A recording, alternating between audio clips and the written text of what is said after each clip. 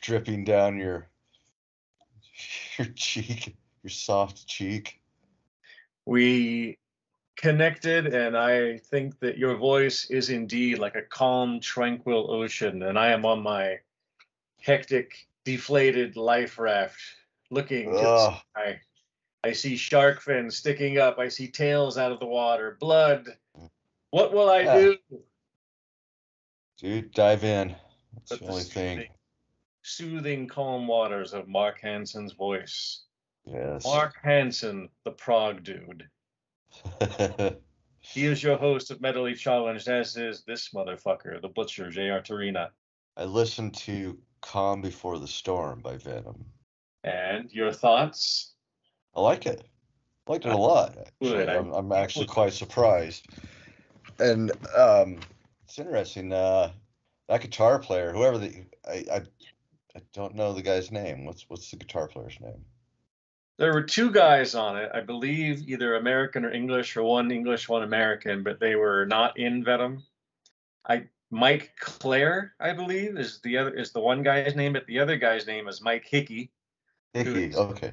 Who is known to many metal fans because he played on a few metal bands' albums, thrash and otherwise, but most notably Carcass Heartwork, if I remember correctly. Okay. Or at least he toured with Carcass, or there was some connection with Carcass, where he was in Carcass for a while. So he's a have guitar, will travel kind of guy. He was on that album, and to me, after hearing Venom, like the sloppy original Venom, Calm Before the Storm was a real blast of fresh air. It was really good, and our mutual friend Dustin Mitchell was a little shocked that I told him on Facebook that I like that album. Well, of course, Dustin thinks I like anything that's just dungeon metal, like from the bowels of Satan's asshole. But I wonder what would give him that idea. What did give him that idea? I have no idea. Goddamn. I like all kinds of stuff. He just doesn't know me. He thinks he knows me. That's the mistake everybody makes. But I like all kinds of dungeon metal.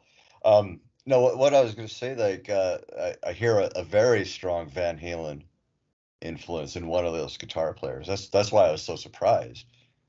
Well, Mike Hickey kind of looks like, and just his name sounds like, and he plays like you just said. He plays like a metal guitarist, but not like thrash metal. But here he is in Venom and Carcass, and you know, you'd think he'd be better served being in like Enough's Enough or something, or Guns N' Roses, or a band like that. Well, and it's funny because I was also going to say that I think a lot of the tunes.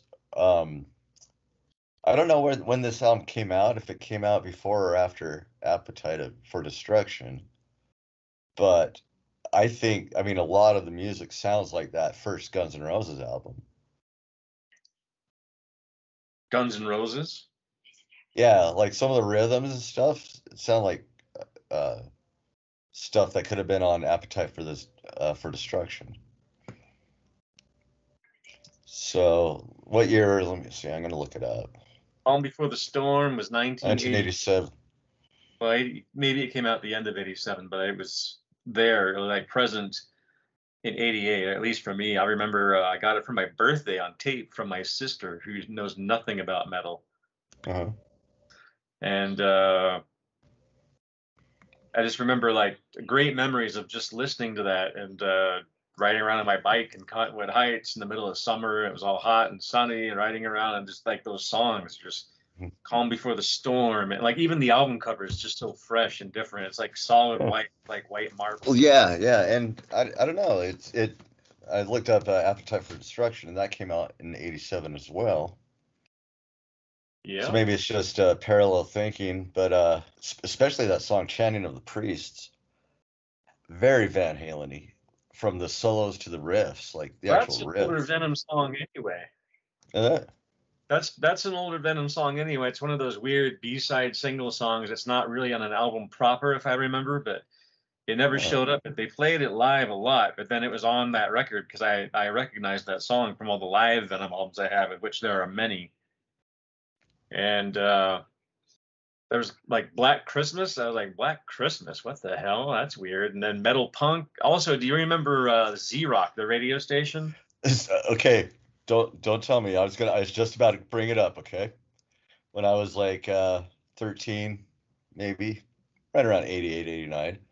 Z-Rock, I discovered Z-Rock, and they played the song Deadline all the fucking time. See, that's funny because when I listened to Z-Rock, that's where I first heard Venom, that album, not Venom, but that record, Calm Before the Storm. And the only song I've heard from them on that one was Metal Punk. It was during the Really? thrash metal hour they had late at night. So I was like, what the hell is that? And it was like just so fast. And it was like, man, that's cool. Metal Punk. And that's Venom. Holy shit. And that's the thing, like I was saying last week, is Venom was just so sloppy and so just Uh-huh. under talented. And they were just not that good. And then this album came out and it was just so tight and so clean. And like the songwriting was just on par. And it was just so different from their other stuff. Well, even the bass player throws out some almost Geddy Lee sounding lines. It's pretty cool. But yeah, it's funny that you just said Z-Rock because I was like, what's that? I said, that's Kronos, the singer. That's the bass player. Mm-hmm. I know. Yeah, and you know, he was a shit musician, you know, early on. But yeah, it's funny that you mentioned Z-Rock because I was totally gonna bring that up because I was listening to Deadline and I just remembered that like the bridge of that. And I'm like, oh my gosh, so that's who it was because it's something I think about like all the time. Like, I wonder what that song was. I wonder what band that was because I always kind of like back then I was just like the fastest band or whatever I could think of would be like Motorhead or something like that. I was like, oh, maybe it's That's Motorhead. probably about the thing back then. And if you had the album, the song Fire, the first song on side 2, which was really my favorite song. It was so fast. Mhm. And it had like this thing where the drums were just, it like highlighted the drums in that song. It was, I don't know, Yeah, it's a good and album. it did have. It's almost like a cross between Maiden and Van Halen. So it has kind of a little bit of that sort of Euro trash sounding Maiden thing, you know, with the harmonies and galloping. But then it kind of gets into that rock and roll swagger, like a Van Halen. I like it. And then I barely started listening to like the first song off of what's the album that came right after that? I don't know. I think after that, that's where they went into those weird times without Kronos on vocals, and it was like the other guy, Demolition Man. So I think it was. I can't remember if Primeval came after that or not, or there was an album called Temples of Ice that came out that was like completely obscure, the Europe only. And Okay, so my playlist started automatically playing Cast in Stone. What? How long ago was that? Stone was like late 90s. Oh, okay. It was sounding pretty good though, so I'm curious So to I hear that think one. after, I mean, I could look it up on the metal pages or something, but just off the top of my head, you had Calm Before the Storm, and then I'm pretty sure that's when all the other stuff happened with Tony Dolan, aka Demolition Man, who took over vocals because Kronos was trying to do a solo career, and then I think later on Abaddon, the drummer, left the band to do a solo album, and then some of the other guys came back. It was like a revolving door, and then when they got together for Cast in Stone, I want to say it was like 95 maybe or somewhere around there, but there was the original 3 guys. So that album, Cast in Stone, had like 15 brand new songs, and they were all really good, really heavy. They had this new heavier style, a little more technical, less sloppy. Yeah, it was sounding pretty good, just the first few riffs that I was hearing. So. And there was a bonus disc that came with it too, the American version at least, that had all of those songs that I told you about from their album, The Singles. And it was like the re-recorded version, these heavy versions of it, like Manitou and Warhead and all these great old Venom classics. And it was just a great record all the way through. And then they disappeared again for a few years. And then I think it was 95. So anyways, I think Cast in Stone came out in the early 90s, 91, 92 possibly, or thereabouts. Venom came back with an album, the one I sent you, called Resurrection, where it was still Kronos on bass and vocals, Mantis on guitar, but then the drummer was gone. Now it was a guy named Anton, who, as it turns out, is the little brother of Kronos and happened to be a really good, kind of better drummer that kind of forced them to be a tighter band. The songs were darker, and you could tell they've been reading the Satanic Bible a little bit because their Satanism kind of took a turn from the comical to the kind of realistic, if you like. So which one should I listen to next? Then Resurrection? I don't know. Which ones have you listened to so far? Just the Kronos solo album and Calm Before the Storm so far. Well, Kronos is doesn't count. Come on. I think it does. That's good. Give it another shot, dude. It holds up. I'm almost scared to listen to the really early stuff just because I don't want to start hating them. So it's interesting to see, where they came from and how it like evolves. It's like I said before, a band that's gonna, doesn't matter how shitty you start. If you keep playing, you're just gonna get better. It's like law of nature almost. Play enough, you don't even need to practice. You just need to play a lot, and you become a better musician. In fact, it probably a lot of those bands that sound the same, like after all those years, just shitty. They probably have to really work hard at not getting better.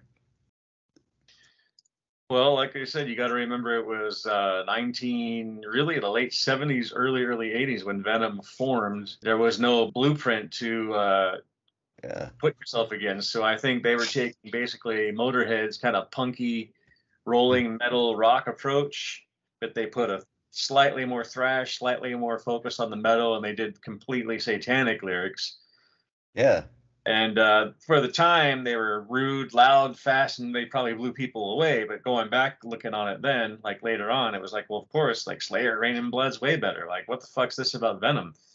Yeah. And that's how I discovered. I was like, okay, well, guy's got a mustache. That's not evil. What? Like, got a mustache guy. Kronos, or not Kronos, but Mantis. He looks like one of the guys from Spinal Tap. I know. Yeah, mustaches never work. Although it works for King Diamond for some reason. Hey, it works for Mantis too, Oh, it does not. It doesn't work. It doesn't work on blondes. That's exactly. He looks like the guy from Conan the Barbarian, Rexor. He looks like the evil guy fathered the big snake, the giant snake. Remember that guy? He had long blonde hair and a big mustache and like leather and armor and stuff. That's Mantis from Venom, Rexor. Oh, he looks like a guy that works in your car. Like, actually, both him and Kronos are kickboxing teachers, and they teach aerobics. Believe it or not. I can see that.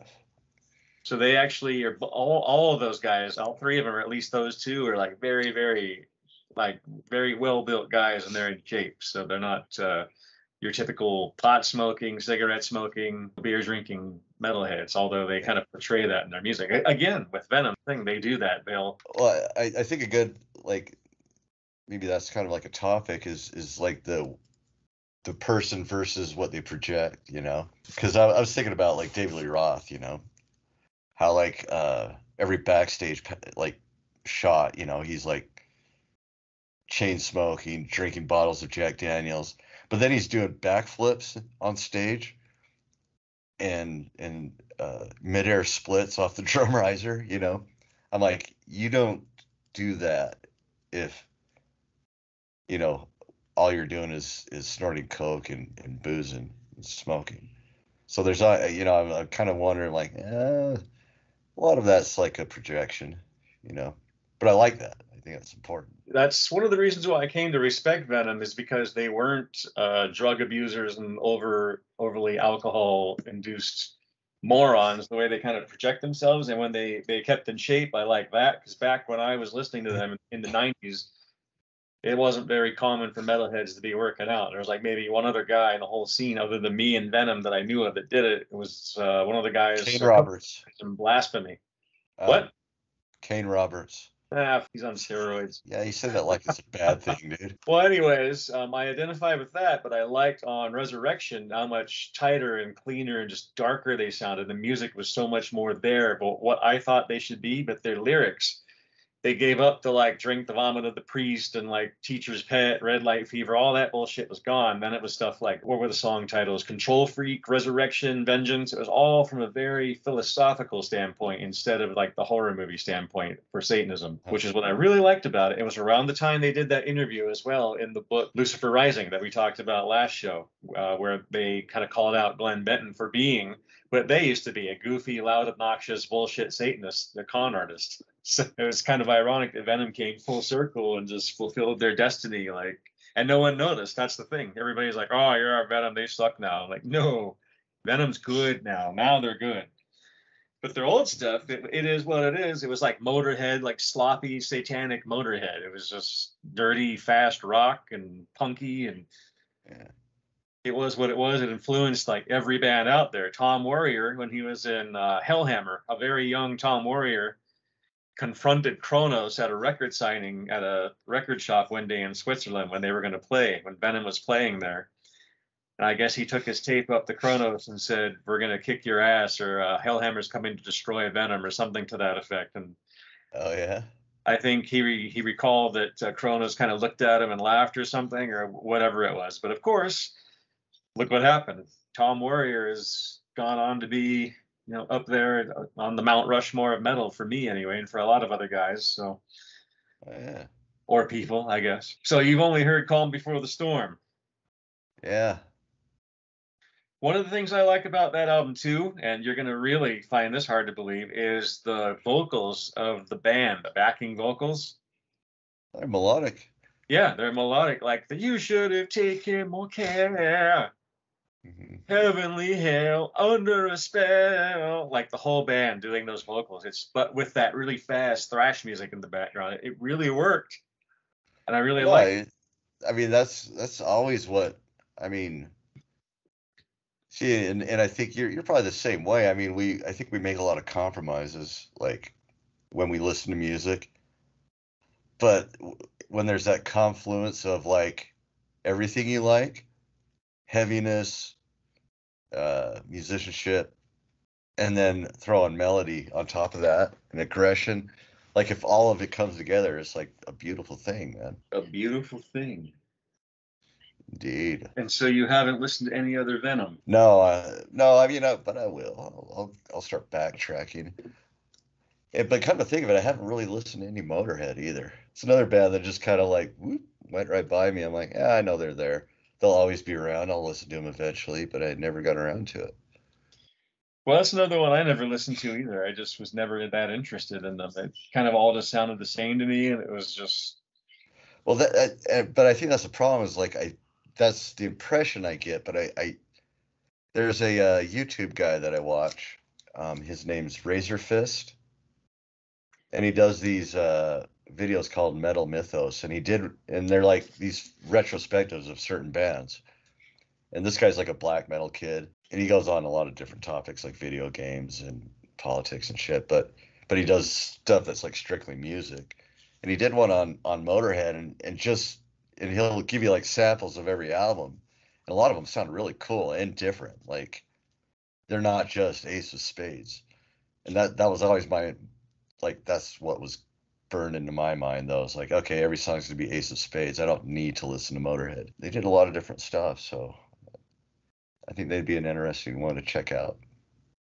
I don't know. I mostly the stuff of theirs I have heard just sounds like just rock music. Like fast rock, yeah. Slightly fast or slightly just kind of noisy, punkish rock. And that's the other thing that's always kind of mystified me is why Motorhead spoke so much to all the punk people.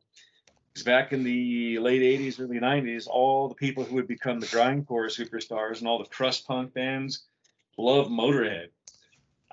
They were and thrash and death. I don't know what it is about them, and maybe it's like because of the no bullshit, just drunk, smoke a cigarette, fuck you. When you get that kind of mentality, I guess that's considered. I think it is. I think it's their ethos basically, and Lemmy's just this sort of unifying presence. Don't you think? Like, I don't know one person that's either met Lemmy or just seen him, like looking at your typical Lemmy interview. He just seems like the coolest dude to talk to. So they were like a common ground band. They sort of just where everybody could meet from all sides. A lot of why Motorhead was so appealing too is, I guess, if you think they came out at a time in England anyway, where I don't know like what the scene, how it like went there, but like here, like it was the time of like Kiss playing disco and all that, and like disco was out. New Wave was starting up in England, and then you have Motorhead. So I'm guessing all the metal people over there, like Iron Maiden, were probably still very young at that time, weren't they? Right. Like, Iron Maiden only started in the late 70s, basically. Their first albums were, 80 and 81 or 82? I think Maiden's first one came out in 78 or 79. 78? Killers? I'm pretty sure Let it me was check. the 80 and 81. I will see. I'm pretty sure because I'm well no, okay, because then they had Peace of Mind was 83. I know that. And then, so that means 82 would have been Made in Japan because that's when Deanna was leaving the band. So yeah, it was like 1980-ish. 1980. Okay, so Iron Man came out in Right. 1980. Killers 91, 81. Well, anyway, it doesn't matter. I mean, it's around that time, but Yeah. in English, So they formed in 75 though. Judas Priest was around since what, the early 70s too? They just didn't really. What year did Rock and Rolla come out? I can't remember that. I was trying to remember that today because That album it had such sucks, a but hippie look and sound. I was just like, man, what were they doing? Obviously, heavy. once again though, heavy metal wasn't really. Well, yeah, it wasn't around yet, but I mean, they both Maiden and Priest kind of got known because they were brought around on world tours with Kiss as the opening band. Rock and So Rolla came out in 74, dude.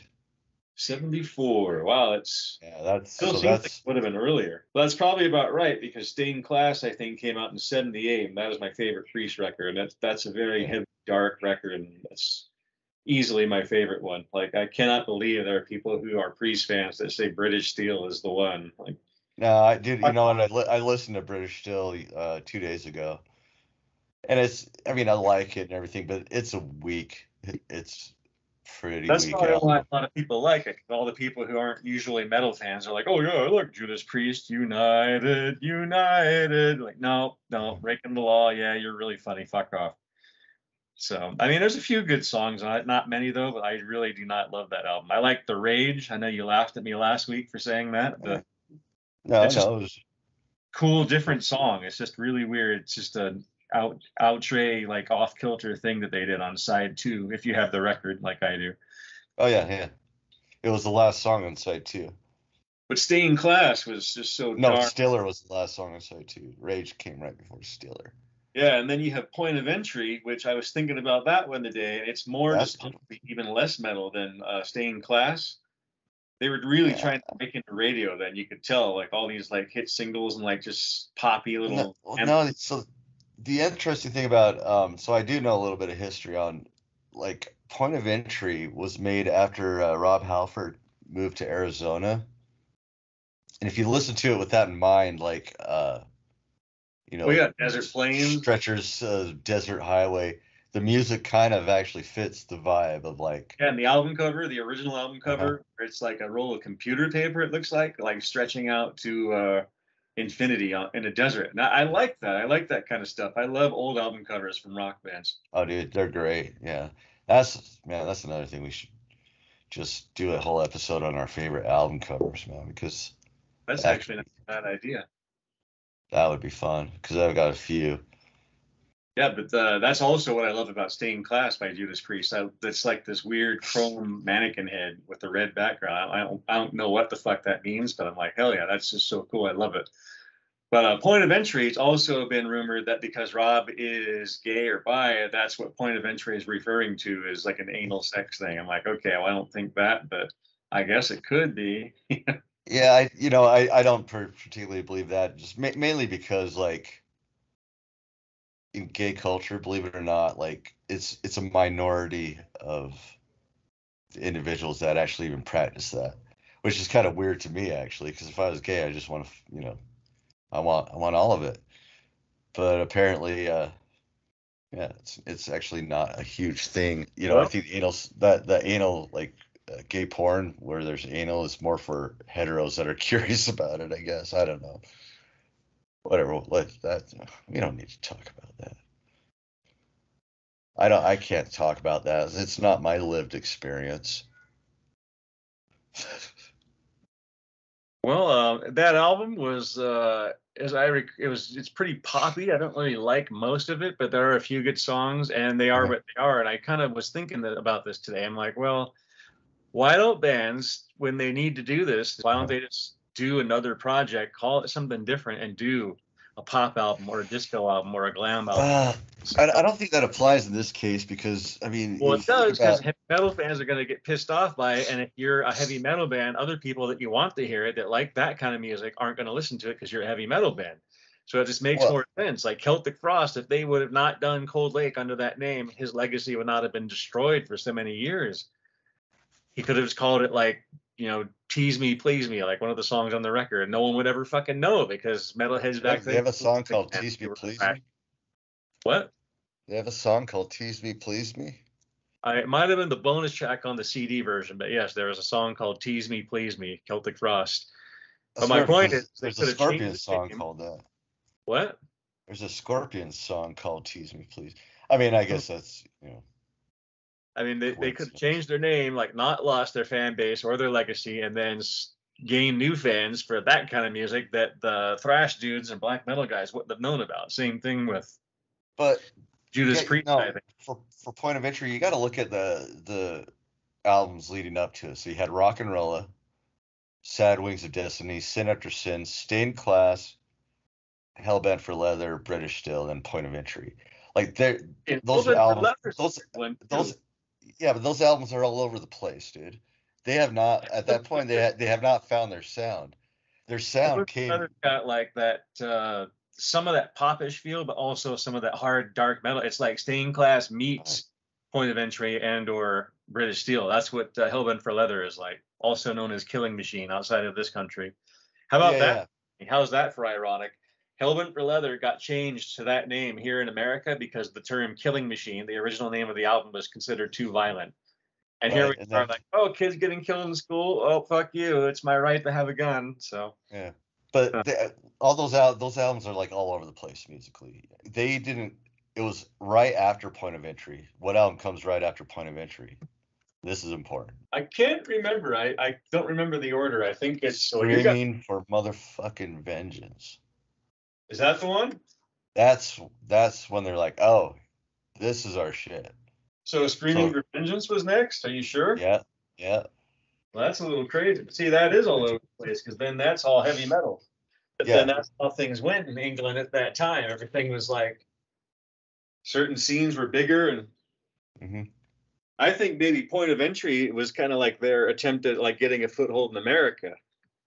Possibly, because like I said, Halford just moved to Phoenix at that time. There's still some good songs on that. We talked about Accept a couple of shows ago, and they had Metal Heart years later that came out, and that was also an album designed with America in mind. To them, that was probably more poppy songwriting, but it's really a heavy album, and I love that record. It's one of my favorite records of all time, but definitely not even close to being like Point of Entry. But yeah, Point of Entry, it was like, and they made a lot of videos for that album too. There were like 3 or 4 videos from that album. Well, yeah, that goes to show you once again, like all you have to do is watch the video to Hot Rock and you're like, oh no, they're not gay.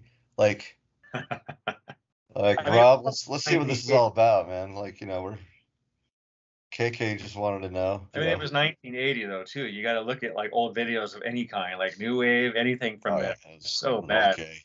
Yeah. But particularly metal bands didn't have the money because the labels wouldn't put money into them because that wasn't the big craze back then. And that's again what made heavy metal be what it was because it was against all this other shit that was coming out. But that'd be another like fun thing to do is like and it's got to the point where like a lot of those old metal videos are so bad that they're good now. You know what I mean?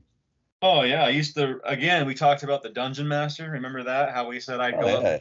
You go to the gas station and rent it, and I would go to the Smiths, the video store next to the Smiths in my old neighborhood, up by the point of the mountains, and rent the Dungeon Master every week. But I'd also rent the Judas Priest. It was when Turbo came out, so it had all the Turbo videos going all the way back to all their old videos, and I would rent that thing like every week and just watch those old videos and just like heading out to the highway. There's Rob with a white T-shirt and jeans on, singing. Yeah, and another total homoeroticism video. Like, he's not racing the car. He's the woman that's, like, sending the guys racing. You know what I mean? He's the flag girl. Oh, man. Did you notice that? Like, all right, fellas, start your engines. Well, it's KK and Glenn driving the cars, but yeah. And whoever won that race. And then the funny thing, too, is the drummer, Dave Holland, had, like, a skinny tie on and, like, a button-down shirt when they were playing the music. Oh, yeah. And he had a little mustache. With, like the fake desert backdrop. It looked like Wile E. Coyote was going to show up or something, and he's got like a skinny tie on.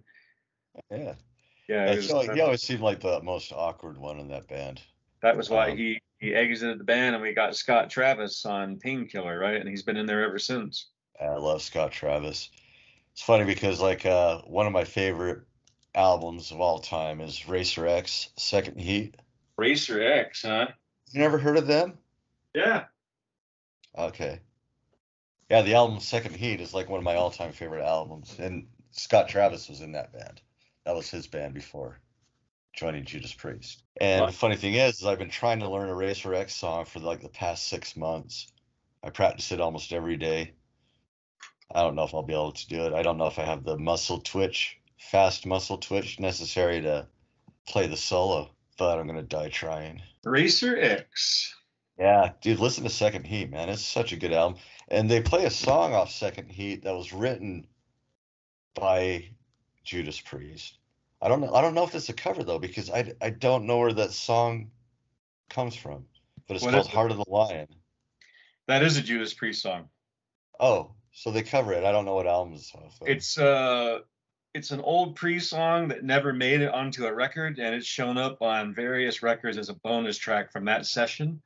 Oh. And if you have the Rob Halford album, I think it's on the Live Insurrection CD for the band Halford. It's or maybe I can't remember. I don't think it's on that one, but it is Heart of the Lion is on, like, I think Defenders of the Faith or something, like a re-release version. It's just like a ballad, I think, isn't it? I mean, it's heavy, but it's like it's a ballad, but it's like a dark, heavy, and it does have like crunchy guitars and everything. Yeah, that's a Priest song that kind of like Cross-Eyed Mary with Iron Maiden that never was on an album. Oh, and I remember Iron Maiden, like Steve Harris or somebody said they were pissed off that Gangland made it onto a Number of the Beast and not the other one. Like I think it was Cross-Eyed Mary or some song.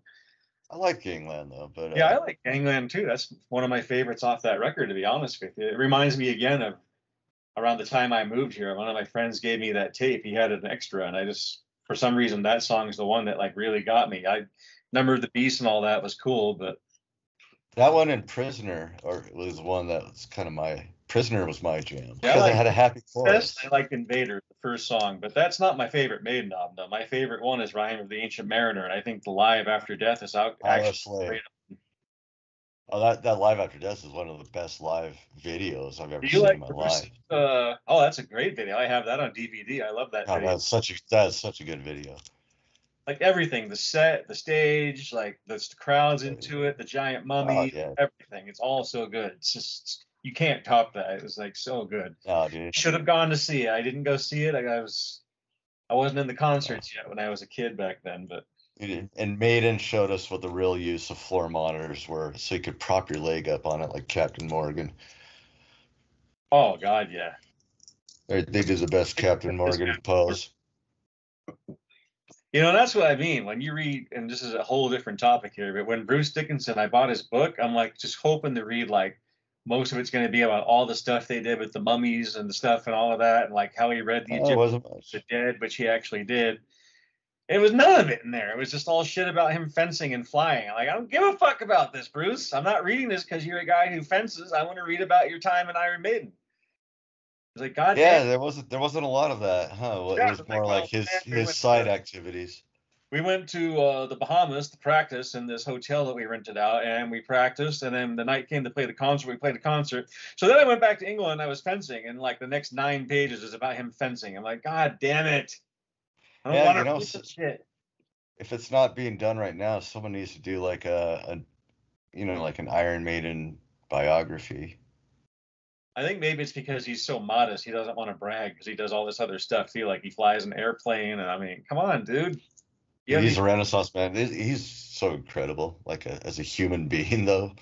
Like, yeah, I'll just get my pilot's license and I'll fly the band around in a Boeing. So anyway, actually, I've got. You should listen to that Racer X though. I think you would actually like it. I think you'd really like it actually. I don't know. I've never heard them. I've always heard of them, but it's one of those bands I never really. Just listen to that album, and if you want to like check out anything earlier or after, you can. But that album is perfect. It's a perfect album. Perfect album, huh? Literally, yeah. They cover a David Bowie song called Moon Age Daydream, but it's cool though. Like I mean, I don't know how you feel about David Bowie, but they do a killer version of it. And that Heart of the Lion is excellent, but the original songs are amazing. It's like if you imagine like Queensryche or Judas Priest meets like the heaviest of Dokken. See, that stuff And appeals to you, but that doesn't really appeal to me because Queensryche and Dokken to me are both very melodic, somber music projects that I only no, like. I mean, just sort of imagine like a little bit of the singer sounds more like a Rob Halford. See, But and that doesn't musically, me either. Rob Halford is Rob Halford. I like that, but I don't want to hear other guys doing Rob Halford. Dude, I'm trying to like give you a reference point. Okay, go ahead. AR, Jesus Christ, man. Like, I'm not gonna say you've never heard anything like it before in your life. Like, I'm trying to give you like a ballpark, all right? Now, what are you talking about? Of course, I've heard stuff. Just kidding. You know, like he's not a clone of any of them, but he's in that ballpark, right?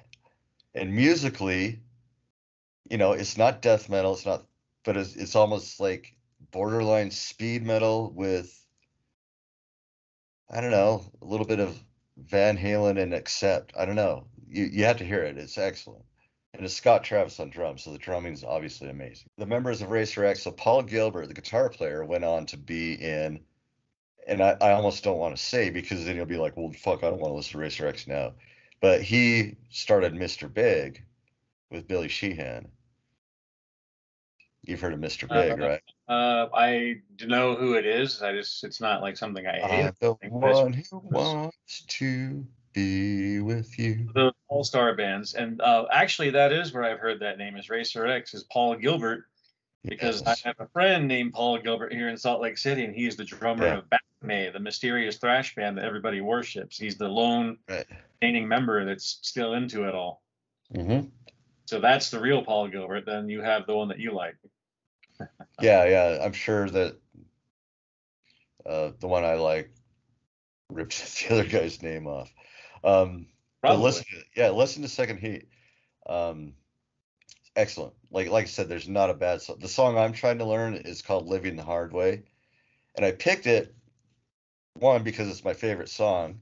All the guitar players try to learn Scarified off that, which is like a thrashy instrumental song they do. But I like Living the Hard Way because it's the poppiest on the album. But I can't play that solo. I can play it at 3/4, like 75% speed, perfect. But once it's at 100%, like I just fall apart. It's driving me crazy, dude. Because I literally have been spent like the last 4 weeks trying to learn that fucking song. Well, maybe you're just not very good. Maybe you can give me some advice. Like, do you reach a certain age? Like, am I at a certain age where things like muscle twitch, like speed? What the fuck's that supposed to mean? I can give you some advice. Well, because you're the health guy. You work out and all that shit. Am I too late? Like, is there a point where you're like, okay, if you want to get faster at guitar, you can't now because it's just atrophy from here on out. I don't think so. That might be the case for some people, but I highly doubt that.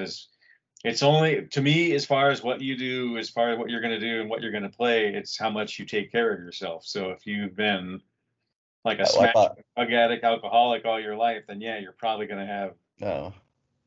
I mean, I haven't. Again, on the other hand, Keith Richards is still doing it. Jerry Garcia did it forever. Ozzy's still alive. So. Yeah, but they're not guitar, and they're not like doing precise alternate picking technique. You know what I mean? Like speed and accuracy kind of thing. Right? They're just sloppy blues players. So I wonder if I've reached my speed limit. You know what I mean? If I can't build any more muscle or speed for my tendons and all that.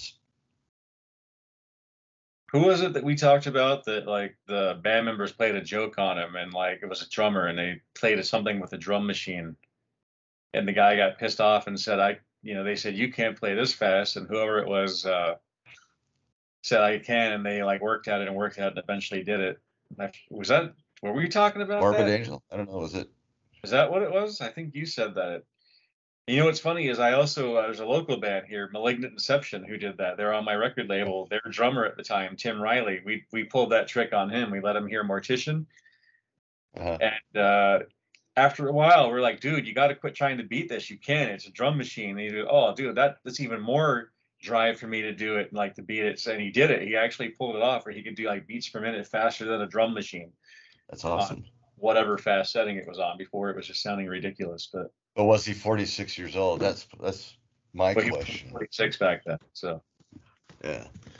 Well, so I can't real like the thing is I actually do play it when I'm not thinking about it, and I think that's maybe my problem is like when I'm actually focused on trying to play it correctly at speed, I'll wonder why like I'm doing so poorly, and I'll realize I'm holding my breath when I do it. But when I can play fast is when I'm just not even thinking about it. I'll just pick it up and play the solo note for note. You must overcome your own demons. Oh, dude, yeah. I want you to listen to Race. You shouldn't have brought it up because next episode I want you to tell me what you think of Second Heat. So I have to listen to Racer X and that god-awful Whitesnake album from 1987 to make you happy. Yeah, I mean, no rush. I would listen to Racer X actually, because that's an exciting one, because they were pretty groundbreaking. I think Paul Gilbert did some solo stuff too, didn't he? Just under his own name. Oh yeah, he's done a whole bunch of shit. Because those records, if I remember, Racer X and Paul Gilbert, the band, were under the Shrapnel. Well, it was a label. When I bought records on Combat Records, I would get like this catalog where you could buy any thrash metal record from any label. Like Noise Records was in there. Metal Blade. So I got all my Celtic Frost, like Death, all that stuff I got from this mail order from like this one thing I got in a record with something else, like Slayer or something. And I remember seeing Paul Gilbert in there and all these other bands like Racer X. I'm like, Racer X? That's not Racer X, Jason Becker, Richie Kotzen, Greg Howe. Jag Panzer. I think there's a lot of Jag Panzer in there. Jag Panzer, Joey Tafoya, who played guitar in Jag Panzer. So it was like really dedicated metal and musicians, rock and metal. Yeah, that was Shrapnel Records. Like that kind of sounds familiar. They released the guy that started Shrapnel Records. His name is Mike Varney, and he discovered Yngwie Malmsteen. Mike Varney. Mike Varney, and so he released the Stiller album. Who? Isn't that the guy who also produced the first Wasp album? That name Mike Varney is associated with Wasp, Yes, I believe so. And he started a label just dedicated to like shredding guitar players. So, he ran like a spotlight column in Guitar Player magazine, and you just send in your shred. So he discovered Jason Becker, Marty Friedman, who went on to play in Megadeth. Jason Becker went on to play with David Lee Roth. Paul Gilbert did, Racer X, Mr. Big. Yngwie Malmsteen, of course, who did, Stiller. Greg Howe, who's just a good solo artist. Richie Kotzen, who's one of my favorite guitar players. He joined Poison and also Mr. Big for a time. So, yeah, guy just discovered monster guitar players. Great stuff on that label. I used to just buy anything that label would put out. Every instrumental shred album. I was listening to our recording of last week's show, and you were telling me that you thought, or maybe this was like 2 weeks ago, that you thought Judas Priest had a very weak guitar sound for being such a great band. I still think that's. Do you think that's because they started out as a rock band, like a proto post-hippie band like they did? No. So at their roots, they're not really that hardcore metal thing they portray themselves as? Or you think that's what it could be? I don't necessarily even think it's a bad sound. It's just, I don't know, it's a little just thin, like almost, and some albums are better than the others, but believe it or not, like one of the thinnest sounding guitar albums, in my opinion, is Painkiller. Even though it's their heaviest album, it's the one that I almost think has some of the weakest guitar tones. Like just the sound, it kind of just sounds. I think they're more about the riff than they are like the heaviness and stuff. Well, yeah, and that's the important thing. you know, but you know, I like a good solid chunk, you know, whereas they kind of have like almost like a little fuzzier. But there's like some on some songs it sounds like one of my favorite guitar tones is off Turbo on the song Reckless. Has one of the best guitar tones I've heard. So I think they mix it up, but for the most part, I think it's just a little kind of soft, clippy guitar tone. I mean, it's not horrible, and I still listen to it and love it and enjoy it. But it's They have odd that down because they want to have the spotlight be Rob's vocals, which has always kind of been the thing with good Judas. point. Same with Iron Maiden, Bruce's vocals. Like when you think of Priest and Maiden, the first thing I think of as far as the band members is the vocalists of both bands. I don't think about the guitarist or any. I think of Bruce. That's true. Rob. And yeah, and you bring up a good point because probably those guitar tones are kind of intentionally that way so Rob Halford has a place to sit in the mix, you know. If it was just thick crushing guitars, his voice might not cut through as well. So that's probably it. So yeah, but yeah, that was me talking about it. But then again, like going back to the Whitesnake album, that John Sykes' tone on that album, it could almost be like a death metal tone. It is so heavy and cutting edge and just chunky, and dude, it just slaps your nuts right off, dude. It's awesome. Best guitar tone in metal. Well, Period. apparently you slice your nuts off because you think it's the best guitar tone in metal. You fucking poser. Dude, listen to it. I don't know. I've only heard those 3 hit single songs. I've heard the whole album because, like I said, I had a friend who bought it, and we listened to it repeatedly because he would keep playing it in his car. But it was nothing that blew my socks off because it was Whitesnake. You know, throw it on with a good pair of headphones.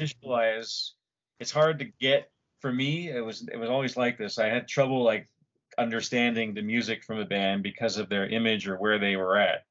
Mm-hmm. Which probably is not a good thing like to do in music, but if they were kind of a glam persuasion or something, like Whitesnake was sort of on that side of the fence more than it was harder to get into them and like actually listen to their music. But then again, sure, I've said that with my favorite bands like Kiss and even Judas Priest. Judas Priest Turbo and Kiss Asylum. Hated those records when they came out. I was like, this is weak. They sound like they're going glam. Yeah. But when you go back and listen to it, they're actually tuned down really low on that Kiss Asylum record, even on the song Tears Are Falling, the ballad. They're tuned down really heavy. Like, wow, that's kind of heavy. I mean, I didn't remember it being that way. So it just goes to show, like, sometimes when you put a bow on something, that kind of distracts people. Sure, yeah. And I'm the same way, you know. Sometimes I'll just be like, you know, I'll sometimes not listen to a band just because certain people like it. Oh, you know, and I'm just like, you know, Ghost is one of those, you know, and then I know you like Ghost a little bit. And I was that way too, though. I didn't like Ghost either, just because everybody was liking it. I'm like, fuck all you motherfuckers. And then I heard it and I thought, okay, well, they're not really trying to be a metal band, so they're not so bad, I guess. And yeah, you know, and you look at it for what it is. It's just basically a Swedish pop band. They're probably not too far removed from ABBA or something, you know, but I wouldn't go that far, but I would. Well, you love to go far. Yeah. There's a song off that Racer X album called "You've Gone Too Far," and it's great. I can't wait for you to hear that, dude. I'm excited. I'm excited for you to hear Racer X, Second Heat. And then the first album's really good, and then you know the albums after that are kind of, you know, they are what they are. But those first 2 albums by Racer X are just stellar, groundbreaking. You know, some of the most important albums to me. Well, maybe not so much the first one. It's the Second Heat. Just that one. Just, you know, it's what you have those albums, right, JR? Like that you've listened to literally probably every week since the day you bought it when you were 14. You know what I mean? Mostly Kiss records. There's Probably, yeah, I'd have to say, but I'm also, or maybe not every week, but like at least like once a month you'll pull up a song from I'm the weirdly album. seasonal with my music, as we talked about Yeah. once before. Is when it's summer, that's what I'm into: the Priest, the Maiden, like heavy metal and all that kind of stuff. And when it's fall and winter, I'm into like just the black metal and the doom metal and certain death metal and Bathory and all that stuff. And Oof. Not looking forward to these fall episodes. oh yeah, why not? Because I don't know. Mine isn't like my listening isn't so much seasonal as it is like based on my moods. Like for example, you yelled at me yesterday, got mad, so I had to listen to I had to listen to Swing Out Sister for a few hours to get my head straight. I yelled at you?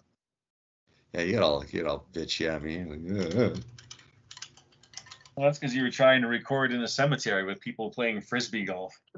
yeah, well, try to have some respect for the dead, but.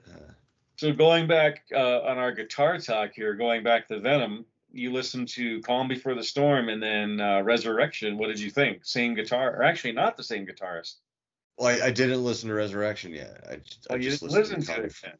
Yeah, I just listened to Calm Before the Storm. You dirty motherfucker. Well, Yeah. Venom's not a band you listen to for guitar, really, but that's why I No. think it's good that you listen to Calm Before the Storm, because that one's very guitarsy because they have two different guys. Yeah, they're both shredding for the most part. And then, like I said, the riffs were very kind of almost in the Van Halen, Judas Priest kind of school. A little bit of that rock and roll feel. Yeah, that album's sort of notorious. Like, I think a lot of people didn't really like it. I think I was going to ask you, is that their Cold Lake? I don't know if I'd go as far as Cold Lake, but it might have been. Like, I think a lot of people hate it for the very reasons, like the twin guitarist, the fact that it wasn't Mantis, and that was around the first time that they did this with the lineup split, and then also because of the "You should have taken more care," like the band vocals where they're all Melodic, singing together, the the chorus. hooks. Yeah, there's a lot of hooks and melodies, and that's not Venom. Like before that, Venom was just sloppy, primeval noise with just Kronos every song going. Yeah. It's old. I'm like, okay, enough with the stupid evil laugh in every song. Shut up. Yeah. Just crappy guitar playing, crappy bass playing. But that album changed the map a little bit, and then Demolition Man came in, and then it got kind of like that for a while, and then they got back together and Cast in Stone and Resurrection, which were two of their best. Yeah. And it was funny because they got pretty much bad reviews across the board for at least both of those, if not just Resurrection was like considered mediocre when it came out. I was like, you guys are crazy. You don't know what the fuck you're talking about. Like Terrorizer magazine said it was kind of mediocre. I'm like, fuck you, Terrorizer. You like Fear Factory, but you're gonna give this a fucking 5? Fuck off. Yeah. I don't know, man. Well, once again, like even though we tend to be critics too, but you can't listen to the critics on anything. I think music critics are kind of the thing of the past, though, with more or less. Well, I don't know where I was going with that, but usually with movies and with music, if I found a certain source that didn't like something, then I knew that I was going to like it. Yeah, So a lot of times magazine just bashed like music coming out. Like Metal Maniacs used to like rip apart any Swedish death metal band that came out. Really? And like, well, they didn't rip it apart, but they would like review demos and stuff. I'm like, well, it's just a demo. First of all, I remember they reviewed Therion, Carbonize, a few other bands demos, and I went and got all those demos of their albums, and like I loved all of them. Like, this is fucking awesome. Like Metal Maniacs doesn't know what the fuck they're talking about, but then as Metal Maniacs, they had either Slayer or Cannibal Corpse on the cover of every magazine they did. So it's like, okay, well, it sells magazines here in the States because that's all anybody knows here. But at the same time, you're bashing all these bands, and then they finally, after a couple of years, had an issue called "Those Earache Bands," quote unquote, and it had Napalm Death, Carcass, Entombed, like all those bands, Bolt Thrower, and I was like, finally, somebody's gonna give these guys some coverage. Fuck, it's about time. And then boom, that was right around the time that like Combat Records did this joining of the forces with Earache, and then you had instant distribution over here in the States of Earache Records, whereas before I had to go to a specialist punk shop like Ranch just to buy Earache Records, and it was not uncommon to pay $25 for a CD because it was an import. Oh, yeah. And I did it, and I loved that music. I laughed it up, and then the combat thing came about, and then all of a sudden, all the little fucking kids out there, after all these years of me playing it on the radio on KRCL, all of a sudden they knew who these bands were. I'm like, well, where the fuck were you guys? Like Morbid Angel, Nocturnus, like all those bands started getting like distribution. And then they all got huge after that. And that's what led to their deal with Columbia Records after that, Earache Records. And that fell down the tubes, backfired tremendously. And that was around the time of Heartwork for Carcass, I think, or Swan Song. Swan Song is a good album, man. You always say that, but you even the band don't really share that sentiment, if I recall. No, like I said, mark my words. I think that's going to be looked at as it's probably already happening, but I think people are going to revisit it and realize it's a great album. It's just not music, man. A lot of people don't resonate with music, but for me, I resonate like so far into it that it's got to have a certain. There's a time and side. Oh yeah, no, I'm the same way, dude. I'll times like songs, like on my way home or something like that. Like I want to hear something at a certain point. You know what I mean? Or if I'm having, like I said, it's based on my mood. But I'll kind of create like a soundtrack to like a walk, and walk along like the river trail and try to really capture like a vibe. Unfortunately, metal sometimes doesn't lend itself to like nature so much. Maybe the black metal does. At least their album covers always have like pretty forests and shit on it. Which is so evil, which is weird, right? Do you have fireworks going off in the background? Yeah. So, fucking shit. Normally it's gunshots, so hey. So it begins already, the fucking fireworks. Yeah, well, I mean, look, it's not even 10 and they're firing it off, Usually they wait until 3 a.m. before they do that. I don't know. Did you happen to listen to that band I sent you that I released on my label? Did you send me? Necrolepsy? No, dude. I opened up the Metally Challenge folder on Dropbox, and all of a sudden it's like gets full. There's like all sorts of shit on there. So let me bring it back up. Well, yeah. Did you not know I was sending you this stuff? I told you I was. So, well, yeah. Was it Necrolepsy? Yeah, that's the last band I put out on the label so far. And I got Satanic Mass. I'll listen to that on Sunday. Anton LaVey. Isn't it just okay, so he's not just doing the Lord's Prayer backwards. It's an actual like. He's not doing what? It's not like just the Lord's Prayer backwards. He's actually kind of making a statement. No, there's sermon. It's a sermon. Kind of shit where it's the Lord's Prayer backwards and shit like that. That's the kind of dumb shit that like satanic temple. No, LaVey's thing is his own thing. It's legit. So there's a black mass where he's got people with him in his house and they're shouting out "Hail Satan" and he's saying "Go forth into the world" and giving his blessing. And it is what it is. That's the black mass. But the other tracks after that are the ones that got me. Those are the ones where he's talking satanic doctrine, and it's just basically common. It's kind of like lectures. It's just common sense of how to act, how to do right for yourself, and it's just things that people don't want to admit because they're afraid they're going to get struck by lightning and go to hell and all this other shit. And he's just like, no, you're here, you're alive, you're on the planet, you need to enjoy it and do what you can while you're here because when you're dead, that's it. It's I don't like that. I want to keep going. Well, I'm a vampire. I'll see what I can do about keeping you alive. However, I don't think I don't know. Like, do you know any female like I just like I know I have to be bitten, to that is get eternal life and all that shit. But I don't want that's Bram Stoker for shit. You don't need to do that.